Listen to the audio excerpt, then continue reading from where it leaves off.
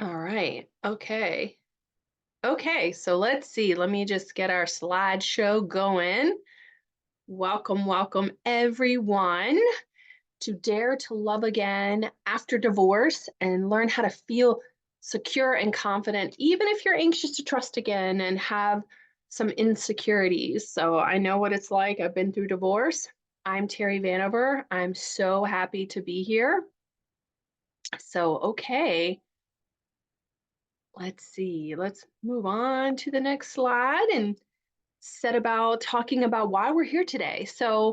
My intention is to help those who have, unhealed trauma from the divorce, from their childhood, abandonment wounds, and heal all of that so that you can go forward and have amazing new relationships in this next chapter and feel confident and feel secure and feel really great going into this next chapter. And for me, understanding how my divorce was related to my unhealed abandonment wounds and my trauma was really the journey to my healing. So I want to give you some keys on how to heal from maybe recent toxic relationships, from dysfunctional childhood relationships, unresolved childhood abandonment abandonment wounds and trauma so that you can create amazing new relationships going forward. And then at the end of class, I will share how we can further work together. So I have a question for you, and that question is it's two parts. What is your biggest challenge? And on a scale of 1 to 10, how how much is it negatively impacting your life? What is your biggest challenge right now? Whether it's loneliness or second guessing yourself or feeling insecure or, grieving your divorce, needing closure, how to let go. And then 1 to 10, one being like, man, I don't really even think about it, but I'm, just curious. I'm here today. Or a 10 being like, oh my gosh, I'm really struggling to sleep at night. It keeps me awake. I'm really struggling with this issue. It's really impacting me and my relationship. So, love to know what your biggest challenge is because I like to tailor my workshops to the audience and to the participants, and then how much it's affecting you so that I can best help you moving forward throughout this. And I'll just give a minute if you want to put that in the chat box. That would be super great. Got a quiet group here today. Okay, it's a rainy, rainy day. Okay. Okay. So if you want to continue, if you want to message in the chat box or message me personally, that's awesome too. I'll continue to check that chat box and check in with you throughout our workshop today. So a little bit about me, okay? So if you haven't heard my accent yet, it'll be coming, trust me. So I was born and raised in like out in the country hills of Virginia, right? And my mom was a single mom. She didn't even have a high school diploma. And she was raising two little girls. She was divorced by the time I want to say four. I was 4 or 5. I don't even recollect. And my biological father was I mean, I remember him visiting us maybe a handful of times. And what visitation that we did have was pretty negative.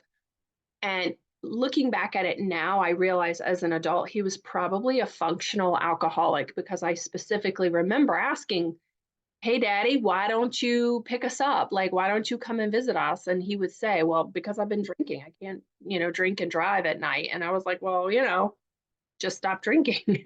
And my we make it very simple when we're 5 6 years old, right? And so looking back at it now, I realize, oh, there was probably more to it than that. So, having, a very chaotic childhood with a single mom who was working multiple jobs and we were very poor. Um, we moved around a lot. I was sexually abused when I was 6 years old by a family member, and having a father just kind of like leave us pretty much afterwards. I realize now how significant that upbringing really affects my relationships now in the current day. But one thing about that is that as I grew up, I was very driven. Sometimes trauma drives people to be very accomplished. Some of the most highly successful professional people tend to have a lot of trauma and a lot of, backstory where they have to overcome so much in their lives. And that was for me. I have a master's plus graduate, education, and highly driven professionally. I was highly successful on the outside, right? On the outside, I looked like I had it all together. But on the inside, my relationships were a hot mess. I look back with a lot of like, oh God, I can't even believe I acted that way in my relationships. And I married a really nice guy, a really great guy. But I was a controlling wife. I was needy. I was insecure. I needed constant reassurance. I was the queen of grudges. I couldn't let anything go. And it was, and kind of just like my mom, I did the same generational trauma. I repeated the same pattern as my mom. I was divorced by the time my kids were, in preschool. So, these they tend to occur over and over and over again. So it was in, in my separation where I realized something had to change. And so I'm going to talk a little bit about what was the like aha moment for me in just a few minutes. But I have to say, I was just like most people going through a divorce. I had a hell of a divorce. I made every mistake that you can make. I became, penniless, homeless, made terrible, financial and legal decisions. And it just drew out, 2.5 years, to failed mediations, to failed attorneys. And it was just a nasty, bitter divorce, like most people. But I have to say, you know, I for me, my divorce was my low point, but it was also the beginning of my healing journey. And I'm proud to say I have been able to heal out of that. And now I teach other people how to come out of this and become an even better version of yourself. And I've spoken all over the country at presentations and summits all over the world, and have written books for women on how to overcome their setbacks. I've met some of my personal heroes, and I mean it's just really amazing. And I love all of that. And that is really great. And I love that I get to help people doing this. But what I'm really proud of is how I've been able to really forge a new chapter for myself and my children. And I know that I'm on the path to breaking the generational trauma.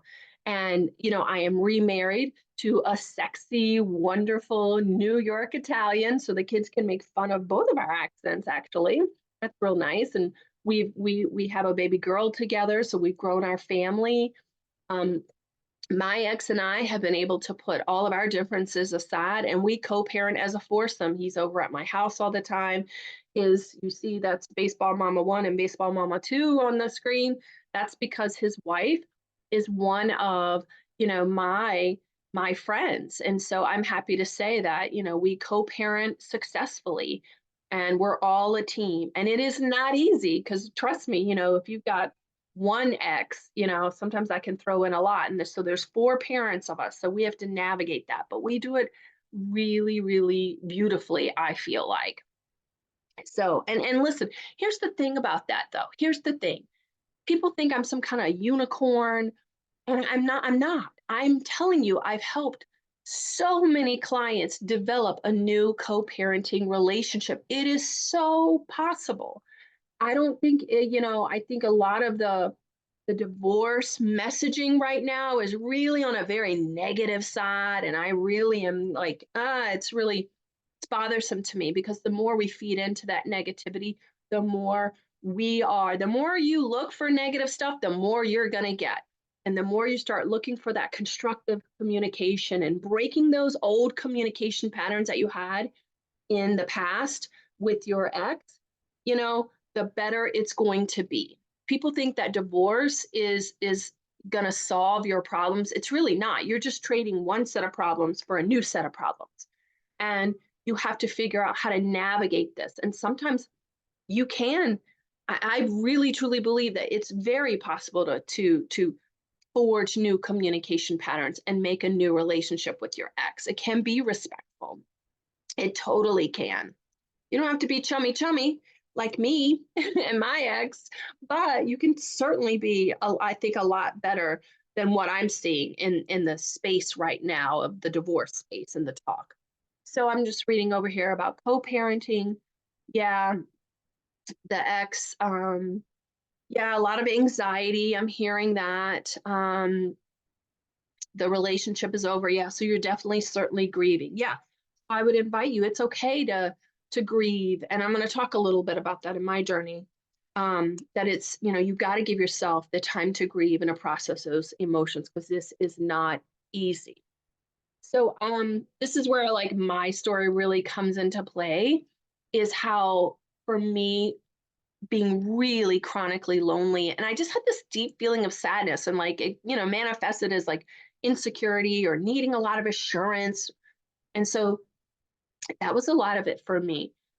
So, but the good news is, now I know this, is that these triggers, right? I call these, I'm trying to reframe that language a little bit to, the reactivity that we're feeling, those triggers, those judgments, those negative emotions that come up for you. The good news is, these are indicators where you still need to heal. And once you understand that that negative emotion is there to teach you something and it serves a purpose in your healing, then that's half the battle, is becoming aware. And that's what I teach my clients, how to connect that awareness to what it is that they're needing to heal. And for me, my loneliness was the start of my journey. I was sitting in, I mentioned I was like homeless at the time. I was with a friend of a friend of a friend living in her basement at the time. She had taken me in, and she had I remember thinking it was only a few weeks out maybe, and I was already seeking that male attention. I wanted to go back out there and meet a new guy. And I see this with people who are getting divorced. They want to jump right on those dating apps, and they get addicted to those dating apps and wanting the likes and getting the attention. I get it, because I was there. And for me though, it was like going, oh my God, girl, you need to you need to just chill, because like this didn't feel, it just didn't feel right. I knew that I was like escaping the grief. I was escaping, the rejection that I felt. I was really just trying to get away from those negative feelings. And the best thing that I did at that time was just sit with that deep, deep loneliness, cry myself in Kim's basement night after night, watching sad documentaries. It was a very sad sight, and just crying myself and just sitting with that loneliness. Now, of course, I have that terminology of, consciously surrendering to those feelings.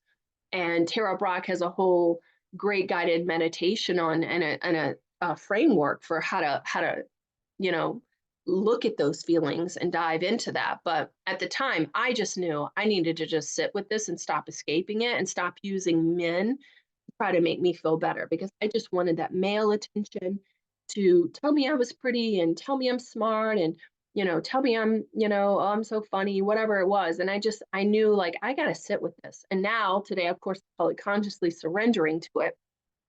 And what I recognized in those moments was this needing that male attention was connected to feeling rejected by my biological father, who at the time, y'all got to remember, I haven't talked to my biological father in 30 years now, right? I mean, so this was like, and at the time it's probably like 20 years I had any kind of contact with him. So like, what the hell, like what is going on? But I recognized that the deep rejection from my father was driving me to seek that male attention, because if my own father couldn't love me, I must be really unlovable. And that was like the aha light bulb moment for me, was recognizing how I really deep down felt like I was unlovable. And I just was seeking someone to make me feel loved, that I was worthy, that I was lovable, that I meant something. So I don't know why this thing doesn't want to go when I want it to go.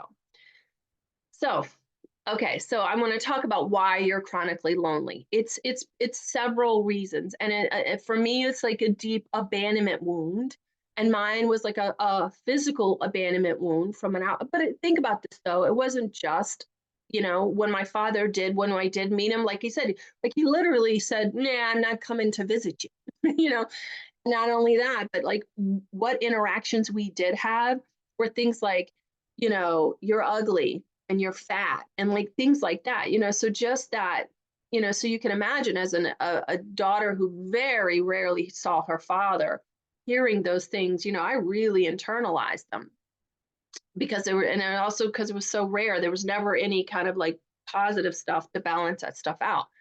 But I've had so many clients come to me and they'll even argue with me and I will help them on that first breakthrough session, pinpoint that trauma, that abandonment wound right then and there, where they've had unrealistic parent expectations or dysfunctional parent relationship where the parent utilizes the child as like a peer, or where their love is conditional, like, well, you have to earn our grades to get my love and attention, or you have to behave to get my love and attention, or you have to be this certain way.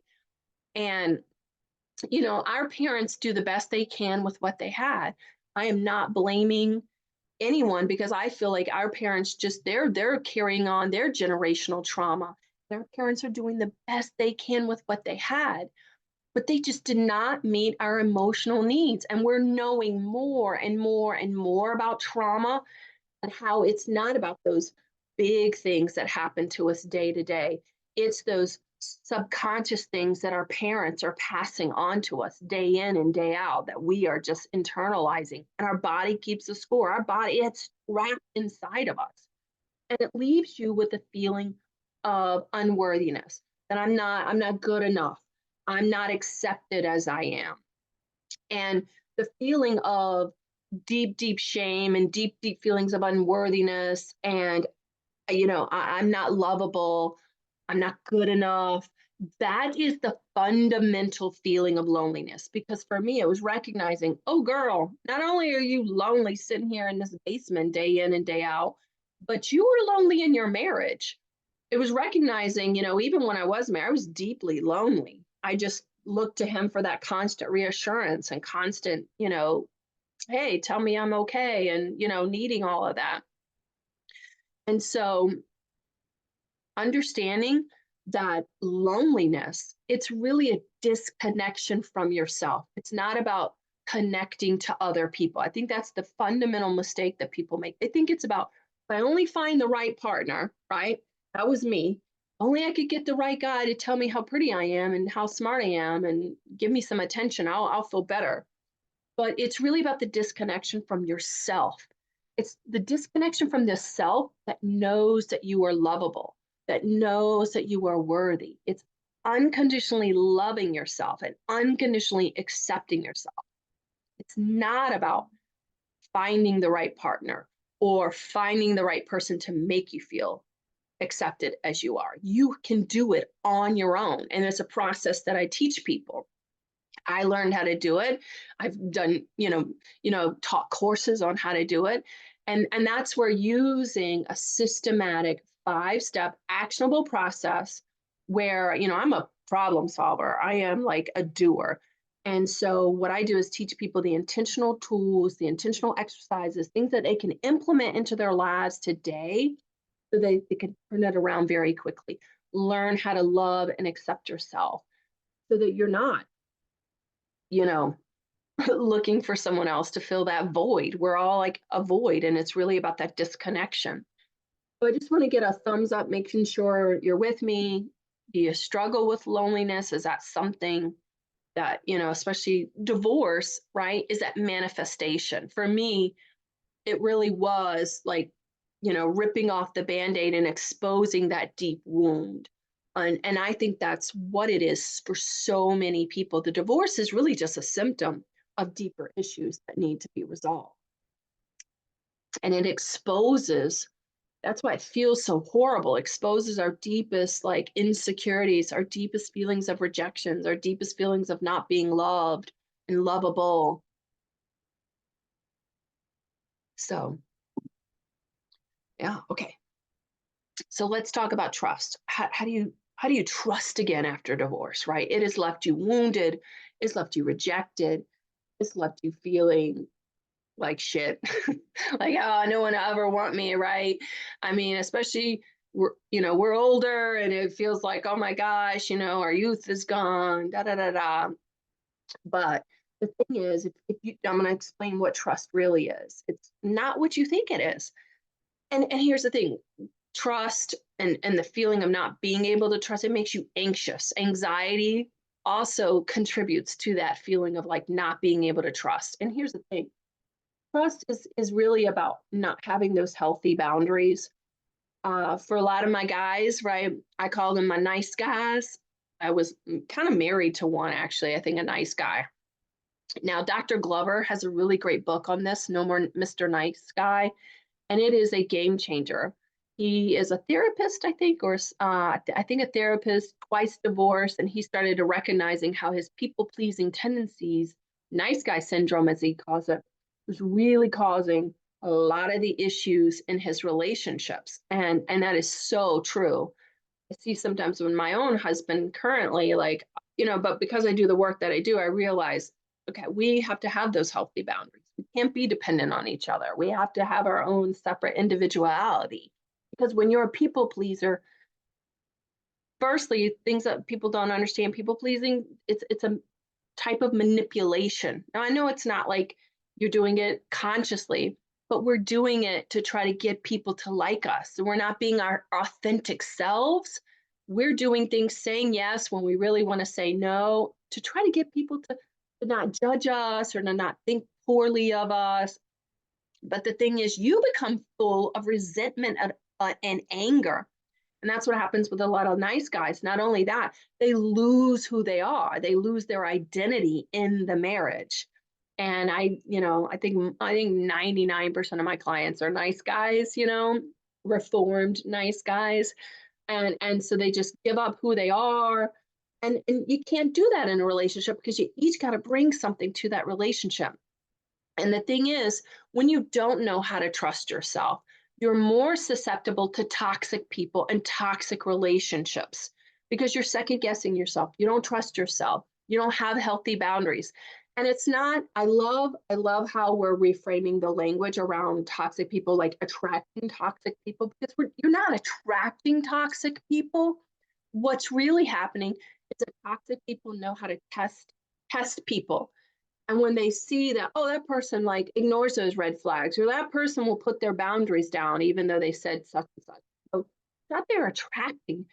It's when those toxic people see you, they know how to manipulate you further into the relationship. And the thing is, when you're more susceptible to people when you don't have those healthy boundaries and you settle for less personally and professionally. Now, my clients come to me for relationships, but the shocking thing is their professional lives goes like climbs because they stop settling for less, they start owning their worth, they start demanding more professionally, charging what they're worth if they're an entrepreneur, or stepping into their leadership if they're a leader. I got a really great story about that with Bob.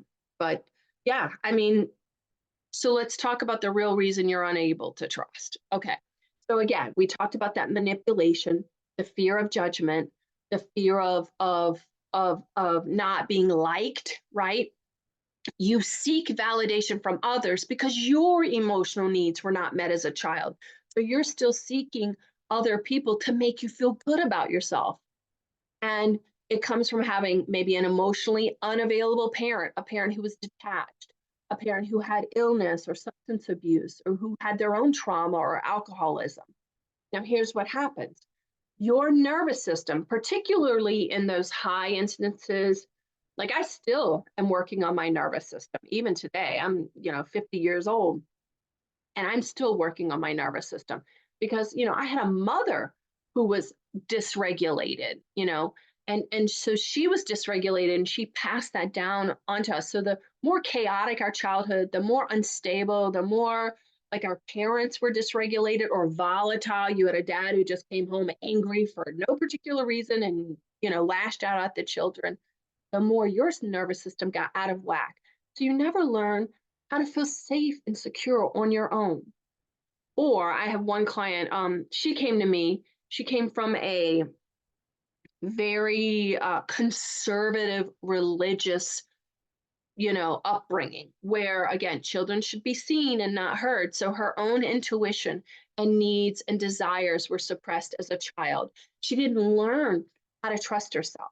She didn't learn how to voice her feelings and opinions and her needs. And guess what? She grew up to get into a toxic relationship. And again, those toxic relationships tend to tear down your self esteem too. And because again, it causes you to walk on eggshells because you're just trying to keep the peace. If you just like, I'm just keep my head down and keep the peace. But all that does, it keeps you dysregulated. It keeps you from, again, you're becoming more and more disconnected from yourself, from your loved version of yourself, from your authentic self. And so you have to learn how to trust yourself, how to regulate yourself, how to soothe yourself and feel safe and secure in your own body so that you can communicate your needs.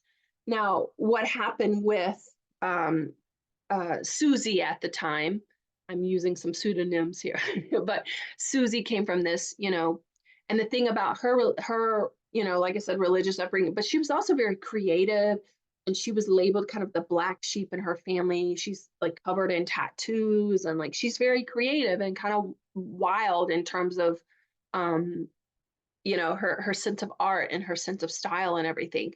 And she got divorced. I mean, she came to me when she was dating, which is what a lot of people do, because then they start seeing the patterns. Oh man, I'm dating my ex-husband again. I'm dating the ex-wife again, or someone worse than the ex, right? And so what we recognized was that she said, I'm going to break up with this guy because she was seeing the red flags. And then I was talking with her in our next session, and I said, well, wait a minute, I thought you broke it off with this guy. And she goes, I know. And here's the thing, what he was doing, he was filling that void, that emotional need. And he was filling that need where, and again, in our session, is, I'm boiling it down for you, but we boiled it down to like, oh my gosh, he just makes her feel so comfortable and accepted in her own skin, which is what was missing from her childhood. So that void that he filled was overriding all the red flags that he had around him, right? The red flags were there, but she was like, oh, I'll just minimize those red flags. Or I called her a data collector because she would collect those red flags. Oh, there's a red flag. There's a red flag. I was like, girl, you're a data collector. You got to stop that. Once you get the first red flag, you got to let it go. So the good news is she, broke it off with him because she recognized this isn't going to work. And so I gave her the tools, the reparenting, the inner child work, so that she could fill that void herself, so that she's not looking to a partner to fill that void. And then of course she's gone on.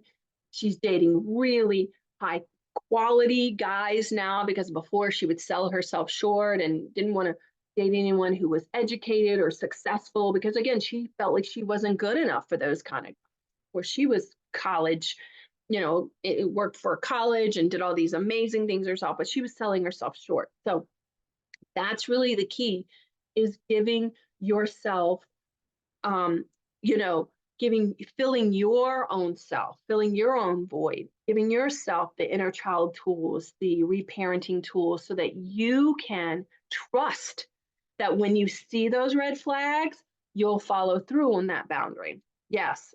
Thank you for commenting. Yes, so many people lose their identity in a marriage. But a lot of guys, I don't think we talk about that. How many men really lose their hobbies. They give up so much of themselves, and it's really unhealthy. It becomes very one-sided. So you shouldn't trust yourself because, again, I kind of went over this, because you are afraid that you're going to miss the red flags again. And until you do the inner work, you will. And another thing that I fear, that I think that many people don't trust themselves, is because they haven't fully processed the pain, they haven't fully processed everything, and so they become afraid that they can't handle the pain and consequences of losing someone. And it takes a lot of bravery, it takes a lot of courage, and it takes a lot of risk to put yourself out there. And you have to be able to handle rejection, and you have to be able to handle the pain of like ending a relationship that isn't going to work. And so you have to become very strong. So if you identify, just like Susie did, the exact root of that insecurity, and heal that wound using inner child exercises and conscious intentional tools, again, lots of grounding work, somatic work, and a 5-step systematic actionable process, then you learn to follow through with the boundaries, right? Because that's the key. Most people will say, I'll set the boundaries, but as soon as they get that pushback, as soon as they feel that rejection, then they let those boundaries go. Now, here's the myth about boundaries. This is the number one thing that I just get so crazy when I see this on like TikTok and Instagram, is when people talk about boundaries. That's great. We can talk about boundaries till the cows come home. But until you have the self esteem and the self worth to follow through on the boundaries and go, you know what, I matter. My needs matter. You are going to continue to allow those boundaries to get squashed down, to get pushed back on. And guess what? That lowers your self esteem even more. And then that cycle continues, and that shame cycle spirals and spirals, and you go lower and lower and lower. So the key is developing the self worth first, then setting the boundaries and learning to follow through. And again, you need that accountability. You need that partner that is with you, showing you how to follow through when it gets tough. It can be tough. I'm not saying it's easy. It's simple, but it's not easy. So let's see. So let's say you're a people pleaser, you second guess yourself. A lot of people that I see come to me, they have a lot of high anxiety, right? Because they're dysregulated, like I said, and the anxiety leads to a lot of, not trusting themselves. It leads to a lot of second guessing. So, I teach people through meditation, guided journaling, a lot of somatic work, body work, breath work, how to regulate yourself, how to ground yourself, to relieve that anxiety so you can trust yourself and follow through on those boundaries. My favorite teacher is one of my favorite teachers. Uh, uh, oh my gosh, his last name is escaping me. It's Peter, but now I'm getting I'm getting a lot. Um, Peter talks about how life will present you with people and events that reveal where you still need healing. And I believe that's so true, right? Divorce just peels back those layers of like, holy mackerel, I really, for me, it was like a turning point in my life. And until you do that, until you learn how to heal yourself on your own, you're going to be an emotional prisoner to your ex, to that crazy boss, to whoever it is, and you'll never feel at peace in yourself. Because if someone can get you to react, then essentially you're out of control. You're essentially, if you are not in control of your emotions, they have a lot of power over you.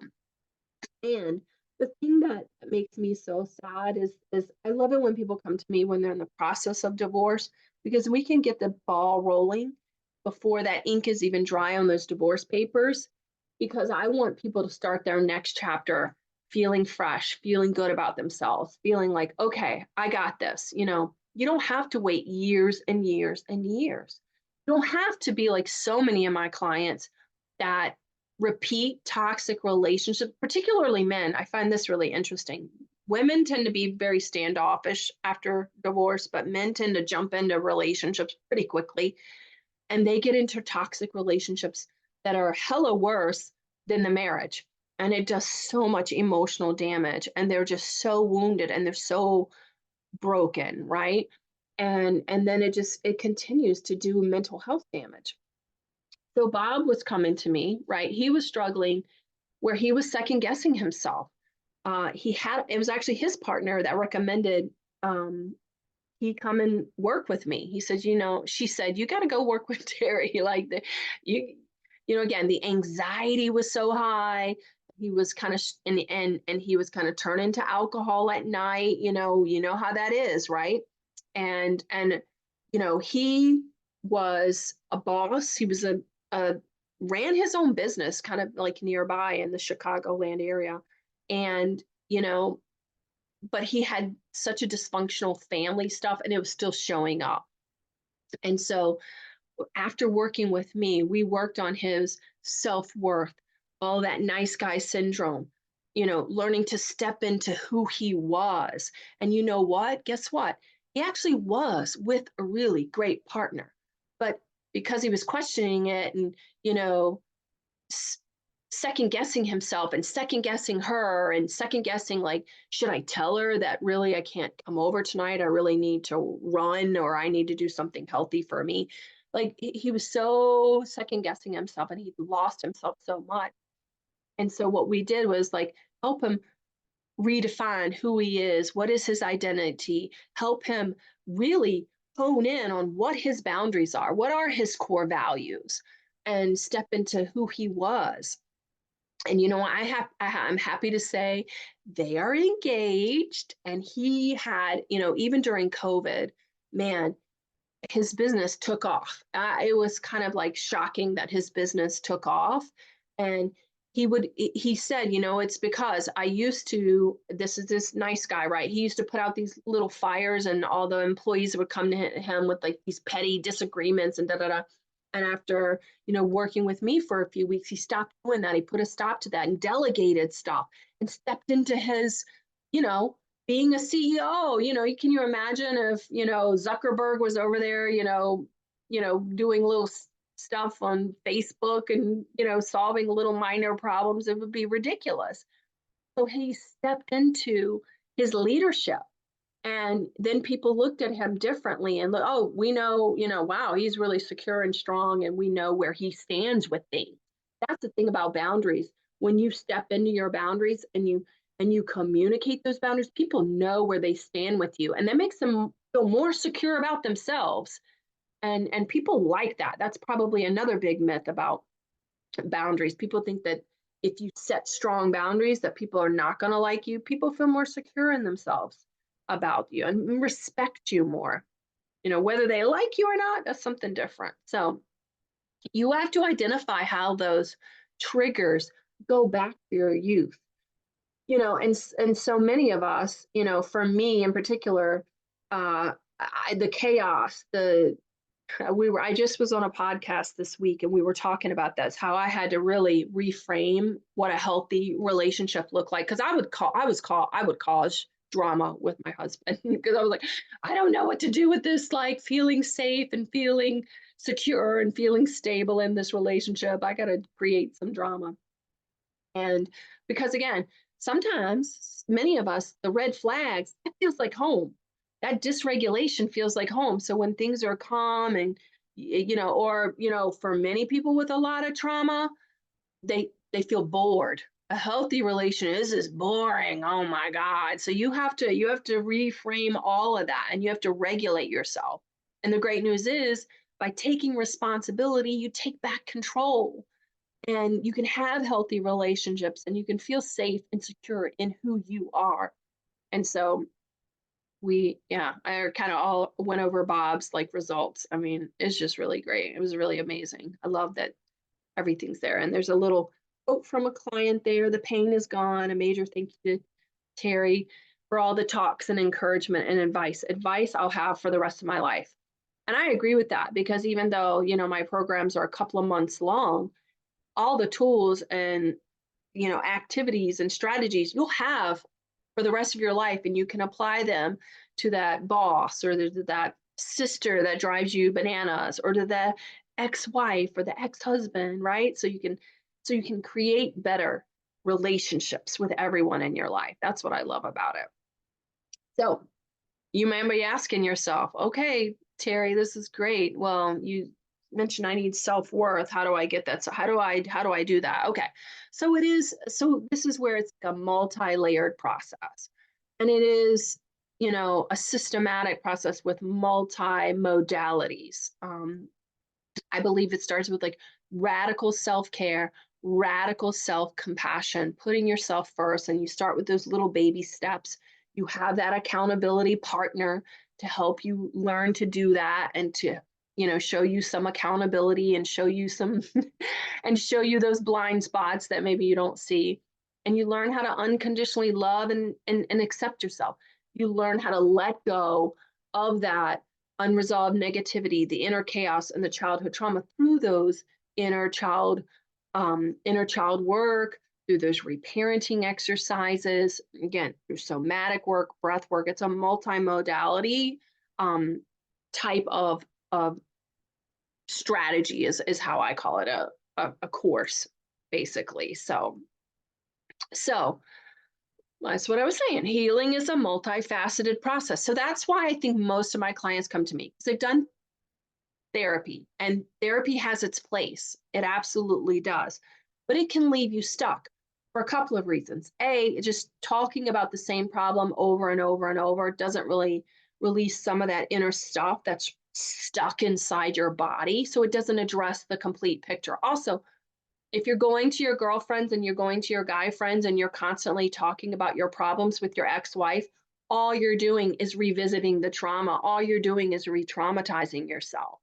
So there is a time and a place to process that trauma and then let it go and release it and let it go. I mean, that's really the thing. If we're just dwelling on it and we're rehashing it, sometimes we get stuck in it.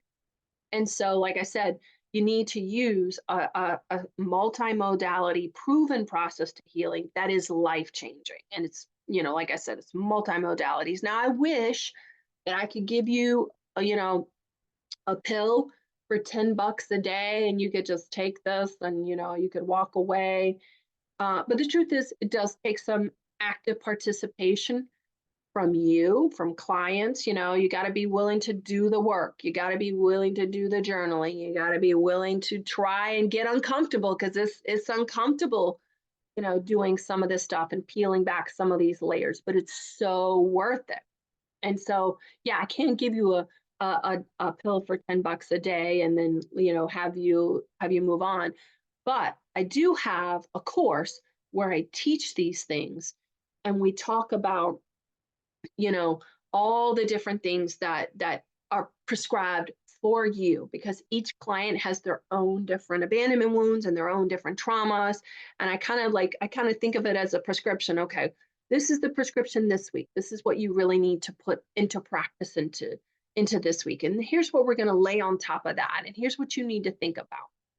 So traditional, therapy might have left you stuck and you just still feel like it's just not enough. It's not getting you to where you want to finally feel at peace. So for everyone that is on this workshop, I'm offering a breakthrough phone call.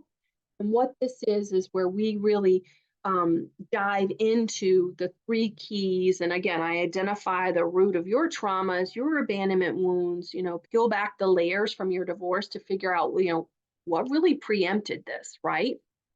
And so this is for you. I invite you to take me up on this call. I'm going to send you a link in a minute.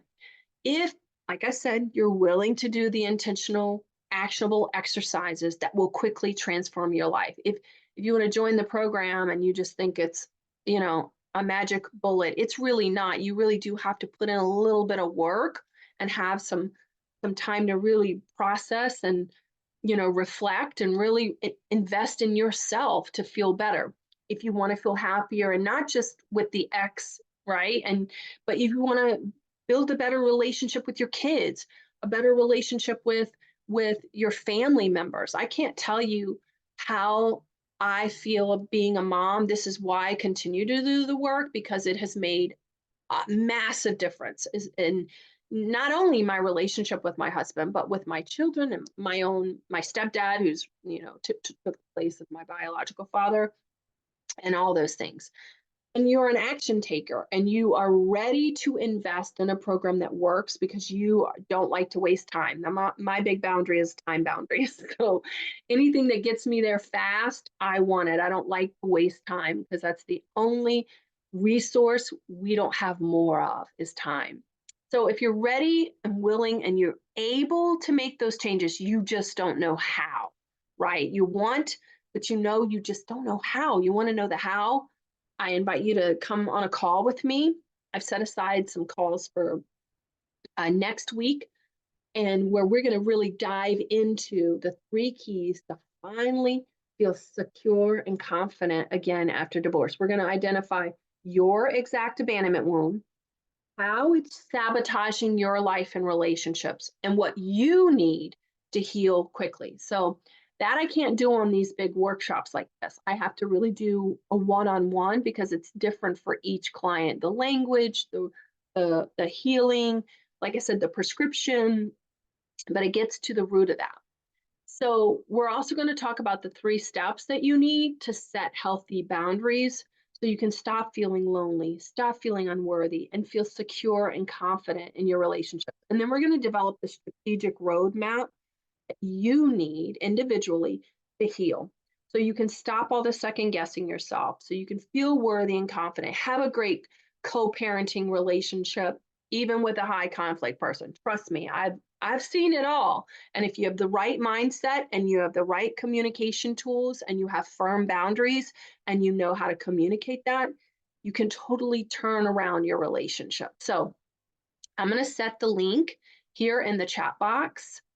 And then you can just click on the link or you can copy the link. It also goes out. I email it out to everyone that joins today too. So it will be emailed here in a few minutes as well. But here's the link to that's my personal calendar where we can really dive deep one-on-one. And also, just if love to talk to y'all one-on-one, but if you want to share any takeaways in our Facebook group and our meetup groups, I think it'd be great to hear from y'all versus me. It's good to have someone who attended the group say, hey, man, this is what I learned today. Come and join us next time. We'll be doing this in another week or two. So I'd love to have everyone join us as much as you can. The more, the better. So all right. So I'd just love to know, maybe in the chat box, like what's your biggest takeaway? I'd love to have so what's one thing that you learned today?